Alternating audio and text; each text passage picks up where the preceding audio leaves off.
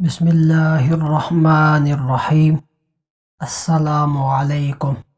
حضور تاجدار کائنات صلی اللہ علیہ وآلہ وسلم کی ایک مشہور حدیث مبارکہ کا مفہوم ہے کہ ہر امت میں ایک فرعون ہوتا ہے، اسی طرح میری امت میں بھی ایک فرعون ہے۔ ہر بندہ حضرت موسیٰ علیہ السلام کے دور کے فرعون کو تو جانتا ہے کہ جس نے ظلم و بربریت کی داستان رقم کی تھی، اور حضرت موسیٰ علیہ السلام اور ان کی قوم پر اللہ تعالیٰ کی زمین تنگ کر دی تھی، حتیٰ کہ خدائی کا دعویٰ کر ڈالا تھا۔ لیکن آج ہم اس ویڈیو میں اس فرعون کا ذکر کرنے والے ہیں جو موسیٰ علیہ السلام کے فرعون سے بھی زیادہ ہٹ دھرم اور متکبر و سرکش تھا۔ حضور نبی کریم صلی اللہ علیہ وآلہ وسلم نے خود ارشاد فرمایا، میری امت کا فرعون تمام امتوں کے فرعونوں سے زیادہ سنگ دل اور کینہ پرور ہے۔ موسیٰ علیہ السلام کے فرعون کو جب موجوں نے اپنے نرغے میں لے لیا تو وہ پکار اٹھا، میں ایمان لایا کہ کوئی سچا معبود نہیں سوائے اس کے جس پر بنی اسرائیل ایمان لائے، اور میں مسلمان ہوں۔ مگر اس امت کا فرعون مرتے وقت بھی کہنے لگا، اپنے نبی کو میرا پیغام پہنچا دینا کہ میں عمر بھر اس کا دشمن رہا، اور اس وقت بھی میرا جذبہ عداوت شدید تر ہے۔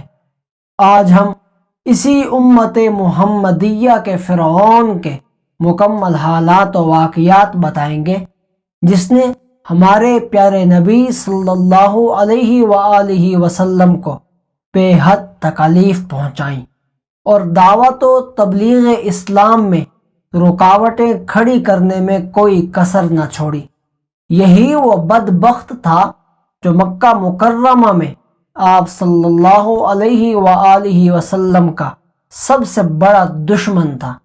ابلیس کے ساتھ مل کر حضور نبی کریم صلی اللہ علیہ وآلہ وسلم کو قتل کرنے کی سازشیں کرنے والا، نئے ایمان لانے والے مسلمانوں پر ظلم و ستم کے پہاڑ ڈھانے والا، لوگوں کو لاریب کتاب کی تلاوت سننے سے روکنے والا، سردار خواتین جنت سیدہ فاطمہ سلام اللہ علیہا کا مذاق اڑانے والا، معاذ اللہ نبی کریم صلی اللہ علیہ وآلہ وسلم کو گالیاں بکنے والا۔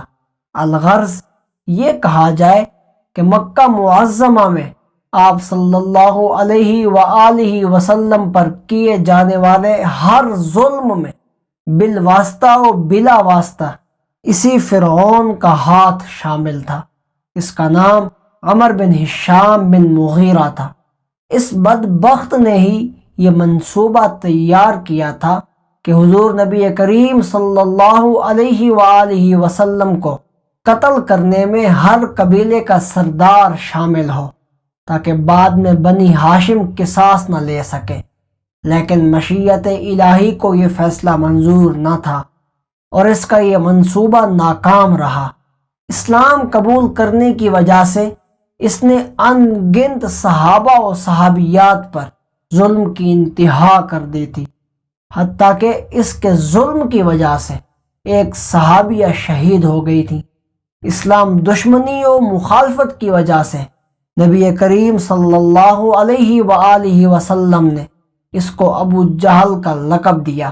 جنگ بدر میں مسلمانوں کے خلاف لڑائی میں اس کا کردار کلیدی تھا۔ جنگ بدر سے تو اکثر لوگ واقف ہیں۔